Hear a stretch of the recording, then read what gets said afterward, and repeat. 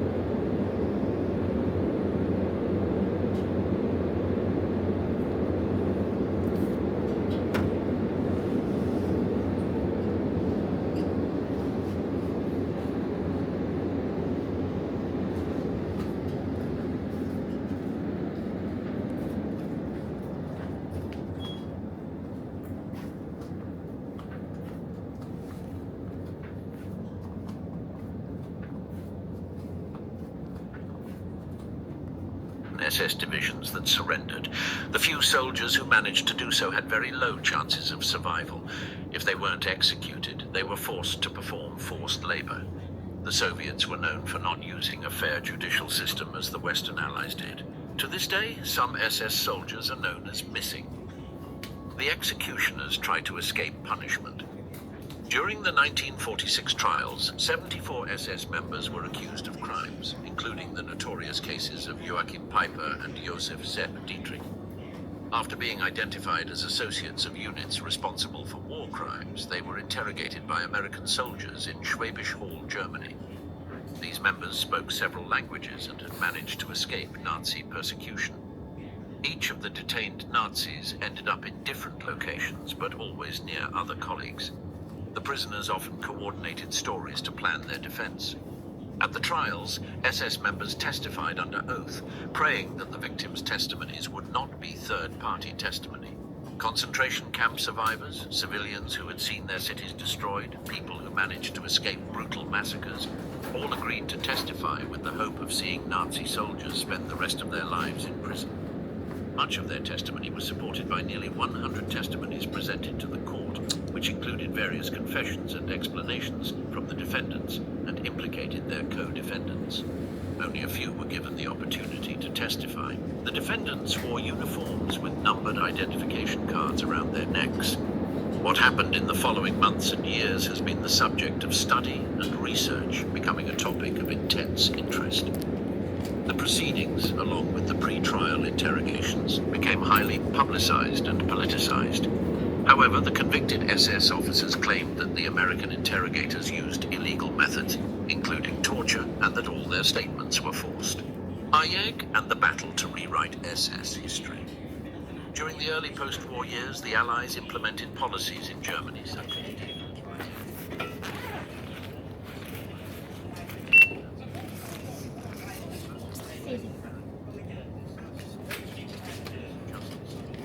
สมาชิกค่ะ อะไรครับ สมาชิก ไม่ครับ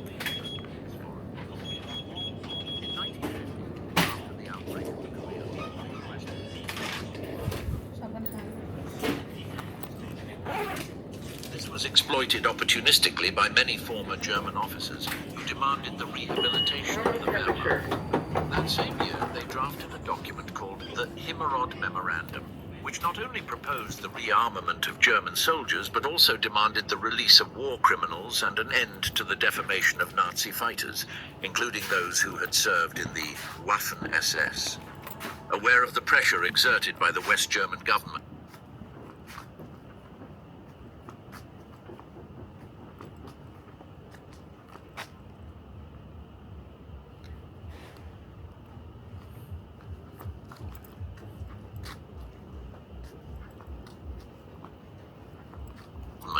the Allies were forced to commute some sentences for war crimes. In 1951, Dwight Eisenhower, Supreme Commander of the United States, issued a public statement proposing to distinguish between regular soldiers and the criminal group around Hitler. In this way, he attempted to distinguish certain individuals who did not commit the horrific crimes carried out by the Germans at the top. That same year, some Wehrmacht officers received war pensions. SS members, on the other hand, continued to be considered part of a criminal organization and were therefore excluded from the benefits of this new law. นี่มันอะไรเนี่ย เริ่มเกมมาไม่เห็นแจกอะไรเลย แล้วจะให้ฉันเล่นยังไง สู้มันตัวนี้เสร็จ ฉันลบทิ้ง New law. In 1949, a momentous event took place. The ban on the creation of war associations was lifted. Thus began the formation of H1AG, which stands for Mutual Aid Association of Former Members of the SES. Paul Hauser, one of the highest-ranking former commanders of the Waffen-SS, was its first spokesperson. He was accompanied by two renowned former commanders, Felix Steiner and Herbert Gill. After their release in 1954 and 1955, respectively, both Kurt Meyer and Sepp Dietrich became active members. Later, Meyer would become one of the association's most effective spokespersons. In the following years, new members joined, such as Erich Eberhardt, a former member of the 3rd SS Panzer Division, Totenkopf, who replaced Dietrich in 1961. Meyer after his death, and Wilhelm Bittrich, a senior commander of the SS Cavalry Division, Florian Geyer, who became president of the HIAG in 1977. The HIAG opened its doors to convicted war criminals, absolving them of responsibility and guilt. Within this framework, Walter Rieder, responsible for the Vinca and Marzabotto massacres in Italy, and Herbert Kappler, the main perpetrator of the Adriatina massacre, were welcomed by HIAG members. According to a publication in its magazine, GIEG's ideology was based on the spirit of European and patriotic sentiment. Over the years, the GIEG began to generate controversy in the international community. With the appearance of its first periodical, Viking Roof, in late 1951, various speculations circulated accusing the organization of being a neo-Nazi group. In response, Hauser wrote a letter to the Bundestag, the West German parliament, denying these accusations and describing the HIAG as an organization for the defense of former Waffen-SS soldiers made up of upstanding citizens. Its statutes stated that its goals were to provide camaraderie and legal assistance, support Allied prisoners of war, collaborate with families, and assist in the search for missing persons. One of its first pillars was the fight for the validation of the legal status of Waffen-SS veterans. They demanded recognition of their public service, as stipulated in Article 131 of the Basic Law for the Federal Republic of Germany, so they could access the same rights and pensions as Wehrmacht soldiers, arguing that the Waffen-SS was its fourth branch. However, the authorities knew this concept was untrue, as the Waffen-SS was an arm of the SS, independent of the Wehrmacht. Furthermore, Waffen-SS personnel were responsible for guarding concentration camps and were implicated in thousands of war crimes during the Western and Eastern campaigns. The HIAG held meetings and conducted a tracking service, attempting to locate the whereabouts of more than 40,000 Waffen-SS members missing in action. These meetings helped to generate a better image among the West German government and society at large. In 1952, the first major mass-attended event was held in the German city of Verdun, where speeches focused on the quest for freedom, order, and justice prevailed. They also declared their readiness to fulfill their duty to the homeland. However, one speech overshadowed the HIAG's efforts to appear good in the eyes of the world. Hermann Bernhard Ramke, a former paratrooper general and convicted war criminal, was invited to express his support and solidarity with the Wehrmacht. However, his words surprised his own people and infuriated those outside them. Ramke did not hesitate to assert that the real war criminals were the Western Allies, and that the blacklist of former SS members would soon become an honor roll. These words caused great unrest in West Germany. American newspapers ran headlines such as "Hitler's Guard applauds."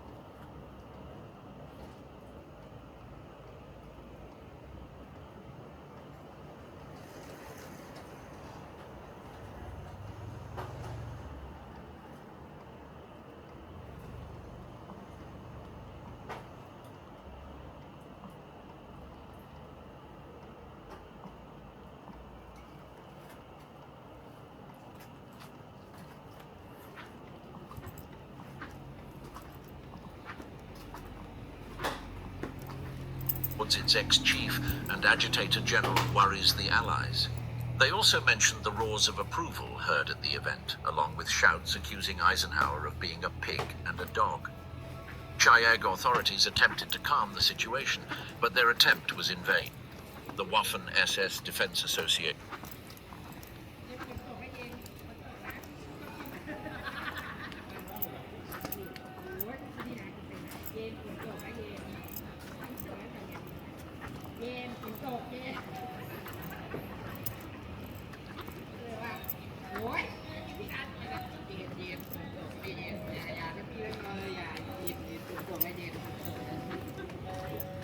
เลยสารภาพเลย โอ้ยก็เลยว่าพี่หน่อยอยากตายก็เลยว่าไม่เจ็บไม่มีเงินเลย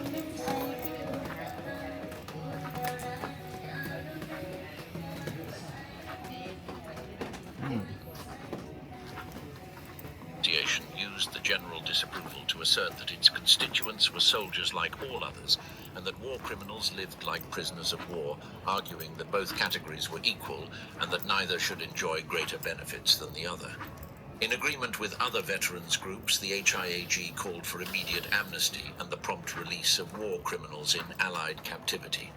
This issue became a matter of great importance, and the German government showed sympathy for the fate of these individuals and promised to ensure their prompt release. After a few months of work, the